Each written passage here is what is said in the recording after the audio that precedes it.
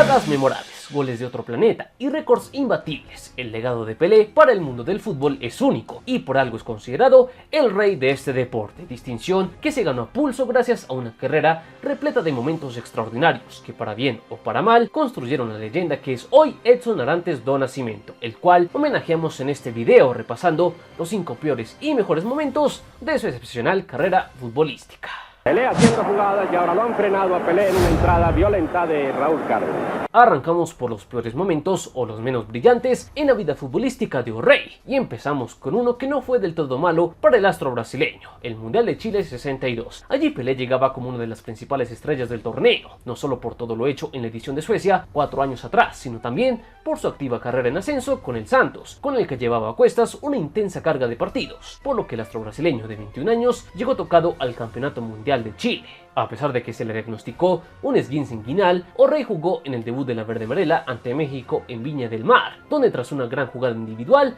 dejó para la posteridad el único gol que marcaría en aquel campeonato, ya que aparte de aquel partido ante el Tri donde Brasil se impuso por 2-0, Pelé solamente jugaría el segundo encuentro de los grupos ante Checoslovaquia, el cual acabaría 0-0 y donde Pelé terminó de resentirse de su lesión en la ingle, por lo que luego de aquel partido Pelé no volvería a disputar ni un solo minuto de ese mundial. Sin embargo, su consuelo fue que en su ausencia Brasil pudo contar con una gran actuación por parte de Garrincha y Amarillo, las figuras que lideraron lo que a la postre fue el segundo título mundialista para Brasil en aquella edición del 62, tal vez el mundial más agridulce de todos los que ganó Pelé a lo largo de su carrera. Para caer después ante la calidad y el empuje de Argentina. Vamos ahora con un momento que hasta el propio Pelé reconoció como su mayor arrepentimiento en una cancha de fútbol. Nos trasladamos a la Copa de las Naciones de 1964, un torneo no oficial organizado en aquel momento por la Confederación Brasileña de Fútbol, para conmemorar su 50 aniversario. Y si bien todo estaba dado para que la canariña celebrara en casa en aquella oportunidad, allí se interpuso un duro equipo argentino, que supo descolocar a la bicampeona del mundo en ese momento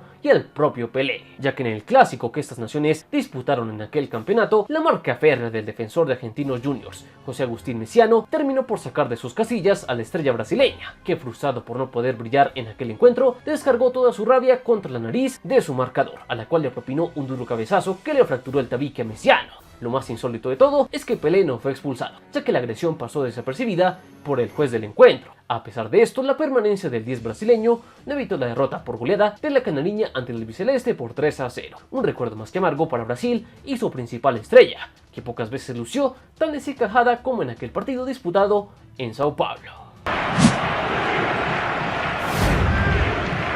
La popularidad y el poder mediático de Pelé hicieron que buena parte de su carrera la desarrollara en giras a lo largo de todo el mundo. Sin embargo, rara vez O'Reilly vivió un partido de exhibición tan accidentado como el ocurrido en Bogotá, Colombia, el 17 de julio de 1968. Allí la selección olímpica de Colombia se citó ante el Santos de Pelé en un encuentro de preparación de cara a los Juegos Olímpicos de Ciudad de México. Sin embargo, a pesar del carácter amistoso del encuentro, pronto las cosas se calentaron en un estadio Campín a reventar, pues el carácter especial del árbitro del encuentro, Guillermo Velázquez, chocó con las airadas protestas de los jugadores brasileños, que no se guardaron nada ante cada fallo del central colombiano. Por eso, en medio de un clima enrarecido, donde el juez ya se había ido a los golpes con uno de los jugadores del Santos, todo se descontroló cuando Velázquez expulsó a Pelé luego de que este le alegara por un penalti. Y si bien el delantero acató la orden de retirarse, sus compañeros hicieron todo lo contrario, pues estos se abalanzaron contra el juez y lo obligaron a dejar el partido tras propinarle una brutal paliza, por lo que este tuvo que ser reemplazado por el juez de línea, y ante su partida el público pidió por el retorno de la figura brasileña al campo de juego, por lo que Pelé de forma insólita pudo volver al partido y terminar de disputar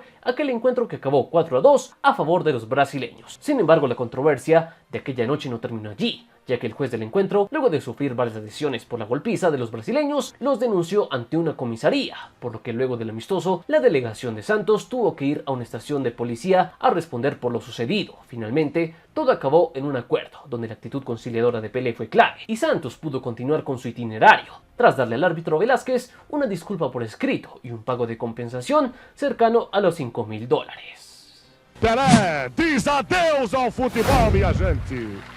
Ahora hay que recordar el complicado escenario bajo el cual se dio la partida de Pelé de su querido Santos, y se dio su inesperada y sorpresiva llegada al New York Cosmos, pues luego de que Pelé se retirara de la actividad del Santos en 1974, tras unas temporadas con resultados bajos, su idea era empezar una nueva vida alejada del fútbol profesional. Sin embargo, debido a unas malas inversiones, O'Reilly se encontraba en serias dificultades económicas al punto que estuvo cerca de declararse en bancarrota. Por eso se repensó la idea de alejarse de la práctica del fútbol y empezó a considerar varias ofertas para volver a los campos de juego. Y a pesar de que varios clubes europeos le ofrecieron jugosos contratos, al final Pelé se decantó por la camiseta del nuevo y desconocido New York Cosmos de la recién creada North American Soccer League. Una decisión que causó gran conmoción en Brasil, pues no entendían cómo Pelé se había decidido a actuar por un equipo con tan poca jerarquía internacional y sin tradición, por lo que fue acusado por muchos como traidor al enfocarse simplemente en lo económico. El problema llegó hasta las instancias diplomáticas, pues las autoridades brasileñas se opusieron a la partida de Pelé del país,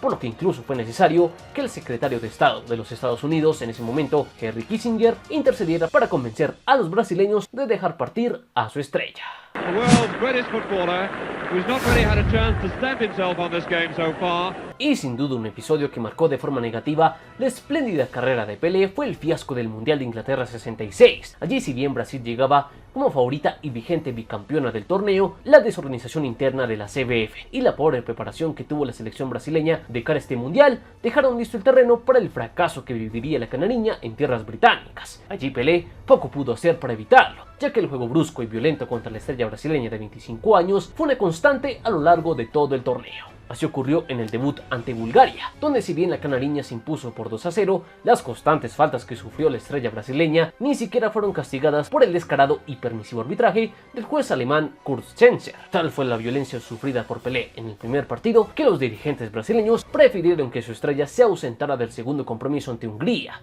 para evitar una lesión prematura que lo relegara del torneo, por lo que Brasil acusó la ausencia de su mejor jugador y terminaría cayendo por 3-1 ante los magiares. Ya con la obligación de ganar, Pelé jugó de entrada en el último encuentro de la fase de grupos ante Portugal. Sin embargo, allí de nuevo la agresividad de los adversarios y la complicidad del arbitraje convirtieron al partido en una auténtica pesadilla para el astro brasileño, que luego de sufrir un sinfín de golpes y patadas, tuvo que retirarse lesionado a la media hora del juego, tras padecer una despiadada entrada por parte del defensor Moraes, el cual finalmente cumplió su cometido de dejar fuera de combate a O'Reilly, cuya ausencia fue clave para que finalmente Brasil perdiera el encuentro ante los lusos por 3-1, dejando como resultado la eliminación de la canariña en la primera ronda y por lo tanto la peor actuación de Pelé en un mundial.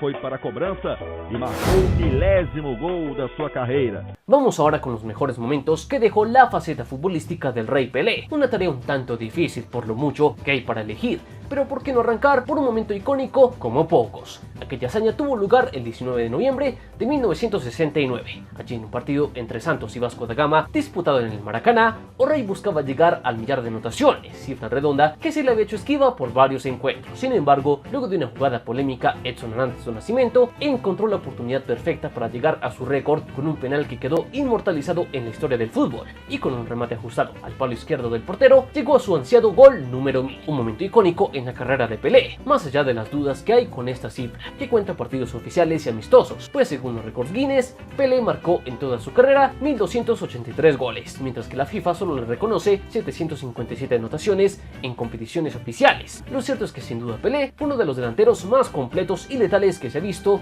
en el fútbol en toda su historia. Para Pelé, contra Orlando, fintou, limpou, bateu, é gol!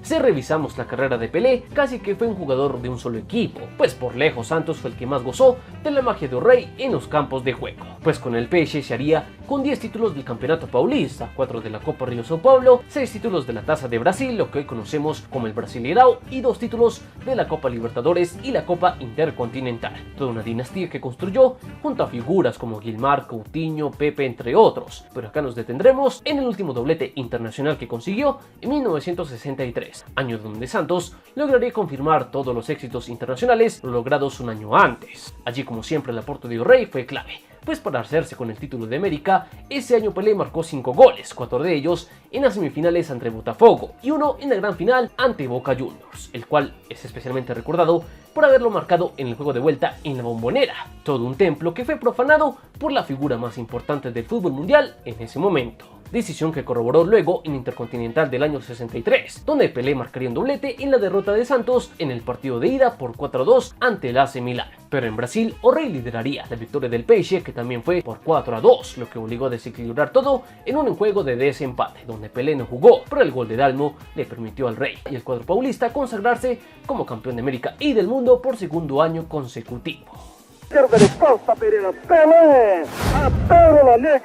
Pero si lo hecho por Pelé y Santos a nivel continental y mundial fue extraordinario en el 63, lo conseguido un año antes fue más impresionante, pues 1962 fue el año donde aquel Santos histórico irrumpió en el panorama internacional, ganándolo todo a su paso, comenzando por lo que fue la Copa Libertadores, donde Santos debutaba tras consagrarse en la Taza de Brasil 1961. Allí Pelé aportó con 2 goles para que Santos se hiciera con el liderato del Grupo 1 y luego se impusiera ante la U Católica de Chile en las semifinales, lo que dejó al Peixe cara a cara en la gran final con Peñarol, en ese momento ya bicampeón de América. Pero a pesar de esto, el irreverente equipo brasileño se impuso en el partido de ida por 2-0 en Montevideo. Y si bien luego Peñarol logró forzar el desempate al triunfar en Brasil por 3-2, en el tercer encuentro definitivo, Pelé la rompió toda, con un doblete espectacular que le enseñó a América quién iba a ser su nuevo rey. Pero no contento con ello, Pelé luego extendió su reinado a nivel intercontinental, pues en el enfrentamiento ante Benfica, el campeón de Europa de ese año, O'Reilly también haría de las suyas, comenzando por el 3-2 de la ida, donde Santos se impuso gracias al doblete de Pelé, que le permitió a los brasileños remontar de forma agónica y llevarse una ventaja clave de cara al partido de vuelta en Lisboa, donde un Pelé en modo legendario dejó sin ninguna chance al Benfica, puesto que el Rey se iría de ese partido con un histórico póker de goles para cerrar el asunto con un contundente 5-2 a favor de Santos, que de esta manera y de la mano de su máxima leyenda llegó por primera vez a lo más alto del mundo a nivel clubes. Antológico gol de Pelé!